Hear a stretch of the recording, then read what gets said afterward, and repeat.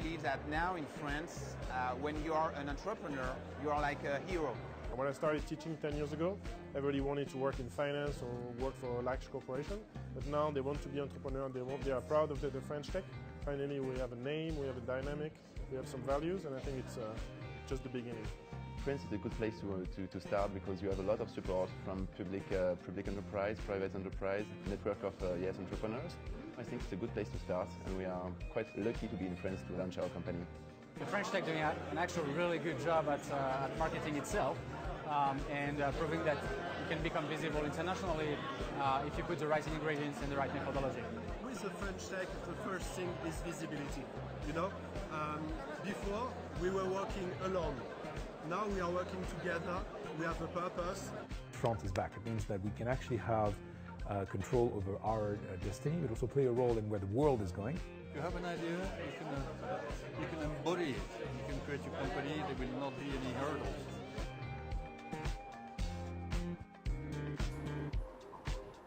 Welcome back to Global Village. I'm Buddy Cunanan. Tonight's topics is French Tech Philippines, and joining us still is Cyril Roch, and he is the director of French Tech Philippines, joined by the lovely Benedict Zoup, the founder and managing director of Kalawis Garden. Cyril, welcome back, and of course Benedict, welcome to Global Village.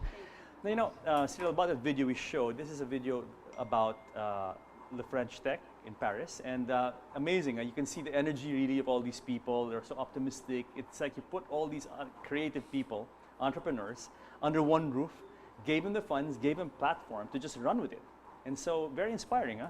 And so, is it the kind of change we're seeing in Paris now, in France? Well, I think there's so much energy that was kept under the lid for so many years, it's ready to go. So just give them a space to work together, to meet one another, to create a community, and they feel energized, and we're ready to conquer the world. And here we have a very dynamic member of French Tech Philippines, Benedict. Yes, thank you. Tell us a bit about yourself. I understand you are actually part Filipina. Yes, I'm half Filipino, half French. That's correct. And what brought you back to the Philippines? Well, brought me to the Philippines because I was born and raised in France, actually. And after my studies, I did some internships abroad and in Philippines, among others.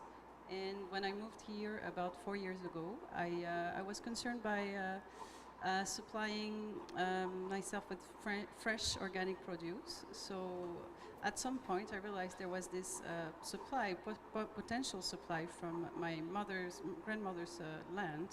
So I founded Kalawis Garden by matching this supply and demand, which consists in distributing and producing organic vegetables and fruits to the city. Wow. Tell us a bit about Kalawis Garden. How big is this property, and what kind of operations do you have on the farm? Yeah, so Kalawis Garden is more than a property per se, because we started with that land. The idea was to produce more and give accessibility to this fresh produce to the city, to Makati and BGC as a start. So we didn't have enough supply, so very, very quickly we created this cooperative with other small farmers that had similar farming practices in the area around Antipolo. And from then we just gathered up all the produce and tried to connect, to create that bridge directly from the producer to the consumers here in the city. What was the situation before?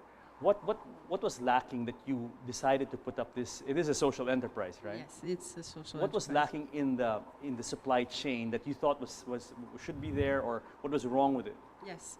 Well, as a citizen that is trying to be eco-responsible and try to consume responsibly, and with my food habits as a French person, I may be demanding. But I was looking for organic produce and locally grown, as I wanted to support the local economy. And well, fast food chains are all around, and this accessibility is not that easy. There's a few CSA programs, like community shared agriculture programs, like Good Food Community and others, yes, who already do that distribution of organic produce from the farms to the consumers. But it should be maybe an interesting alternative to the system. Yes. To reach the citizens that want to promote local, seasonal, fresh, organic vegetables and fruits. As a social enterprise, how does this benefit your farmer stakeholders?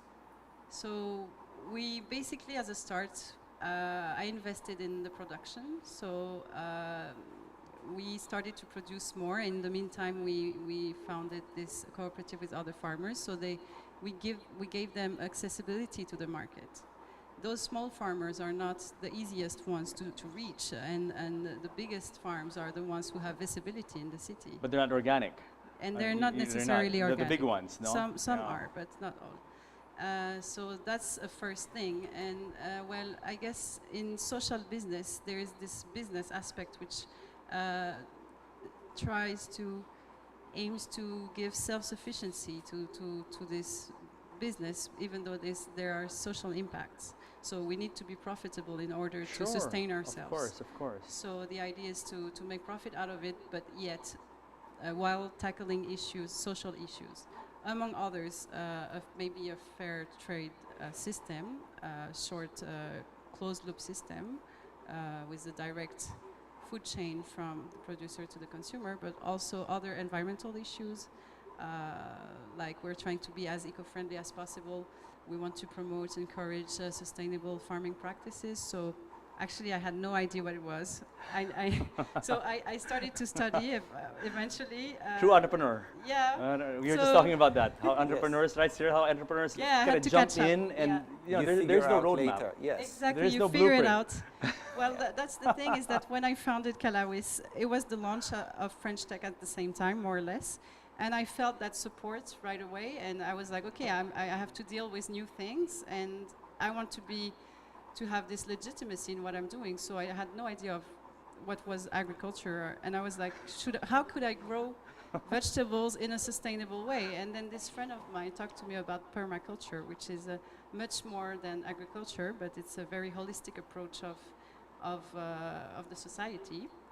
So I did some trainings, and you know, it's a long story.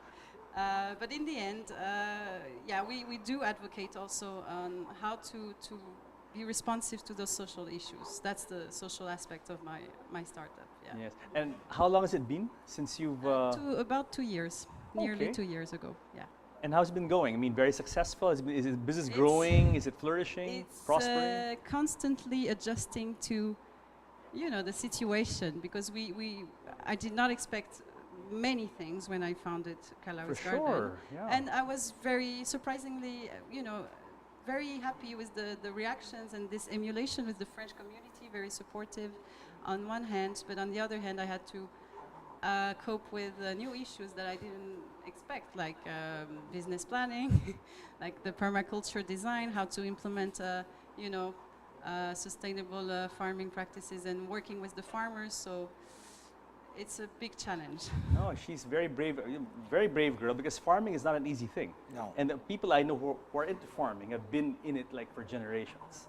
You know, they grew up with it. So for you to start this, very, very admirable, I have to say, huh? Well, actually, yes, but it's being left behind. Like, people want to still want to flee the farms, because they want to look for a job in the city and so on. So it also needs to be more sustainable and profitable enough so that the farmers continue what they do.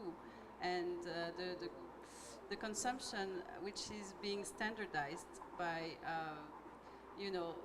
the trends, like everybody tends to eat the same thing, so the availability of local produce is reduced by that trend. And not only, also even some rices are being extinguished because of this lack of demand, also, not only the farming practices.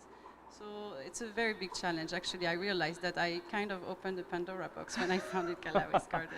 No, but I'm so glad you did, because it's benefiting a lot of people. You know, organic food is an in thing these days, and it's very hard to find.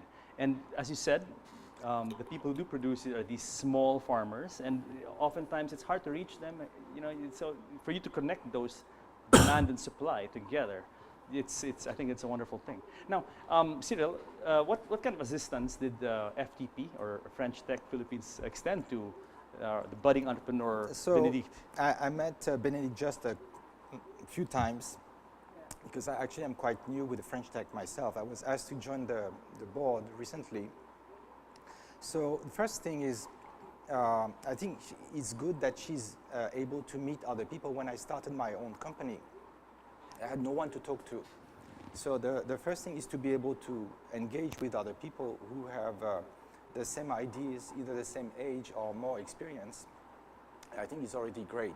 It's like that mentoring process that you guys... Yes, you feel encouraged that it's going to be hard, you're going to fail, you're going to be dealing with things that you have no idea about, but that's the whole process, is you discover. So one of the things actually that French Tech has been doing with other business organizations is we are organizing a contest regionally for startups, French tech startups, to pitch, first of all, to each French tech hub in each country. And we're organizing a competition, and the winner in each country will be invited to, again, make their pitch in Bali in a couple of weeks, I think. Okay. And so there will be a large meeting of French enterprises and investors. So there will be probably startups from 10, 15 countries. And so they will have access to investors, angel investors, customers, and it's a great opportunity to expose yourself and to meet other people. And the big meeting will be in Bali. In Bali, very nice, I think it's October, November.